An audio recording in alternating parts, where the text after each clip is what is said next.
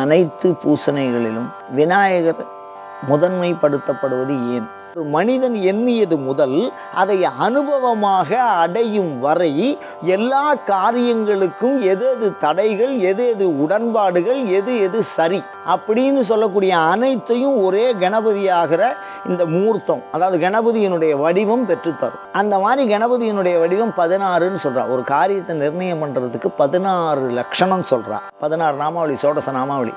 அந்த சோடச நாமாவளிக்கும் இந்த மாதிரி ஒரு காரியத்தை செய்யறதுக்கு இன்முகத்தோடு கூடியவனாக இருக்க வேண்டும், நல்ல ஞானத்தோடு கூடியவனாக இருக்க வேண்டும், செய்கின்ற செயலை ஊக்கத்தோடு செயல்பட வேண்டும், அதுக்கு உண்டான காரிய தடைகளை எதையெல்லாம் காரிய தடை என்று அறிதல் வேண்டும், அதை எவ்வாறெல்லாம் நிவர்த்தி செய்ய வேண்டும் என்பது வேண்டும்.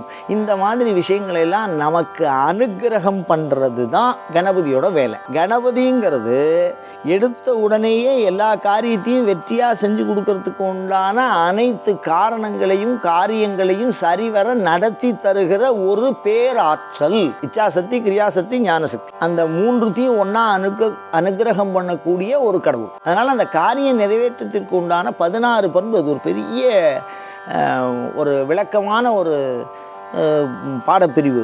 அவரை ஏன் முதல்ல வச்சாங்கிறதுக்கு அதில் முக்கியமாக நான் உங்களுக்கு சொல்ல விரும்புகிறது என்ன கடைசியில் அப்படின்னா, ஒரே ஒரு விஷயம்தான்.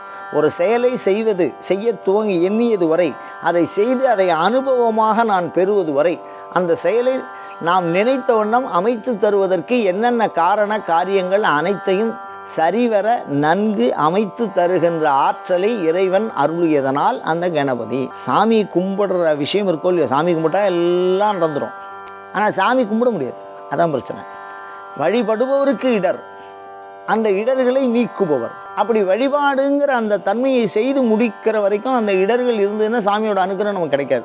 ஆனால் சாமியோட அனுகிரகம் கிடைக்கிறதுக்கு நம்ம வழிபாடு பண்ணணும். அப்போ அது ஒரு அடிப்படையாக அந்த கணபதியினுடைய வழிபாடை வைத்திருக்கிறார்கள். அப்போ அந்த வழிபாட்டுக்கு உண்டான அனைத்து நன்மையும் நமக்கு செஞ்சு கொடுக்கக்கூடிய, நம்மளுடைய மனசை ஒருநிலைப்படுத்தி கொடுப்பார், நமக்கு புத்தியில் அமைதியை கொடுப்பார், இறைவன்கிட்ட பரிந்துரை பண்ணுவார், இந்த காரியத்தை நல்லதை நினைக்க வைப்பார், அதை எப்படி செயல்படும், அவ்வளவு செயலும் கணபதிக்கு இருக்குது. அந்த கணபதியினுடைய அனுகிரகத்தை பெறுவதனால் ஒரு காரியம் மிக செம்மையுற முடியும் என்கின்ற அந்த அருள். எப்படி லக்ஷ்மி காசை கொடுக்குதோ, சரஸ்வதி அறிவை கொடுக்குதோ, அது மாதிரி கணபதிங்கிறவர் காரியத்தின் தடைகளை நீக்குபவராய் அந்த காரியத்தை செம்மையுற அமைவதற்கு உண்டான அனைத்து தேவைகளையும் நிறைவு செய்யும் ஆற்றலாக வணங்கப்படுகிறார்.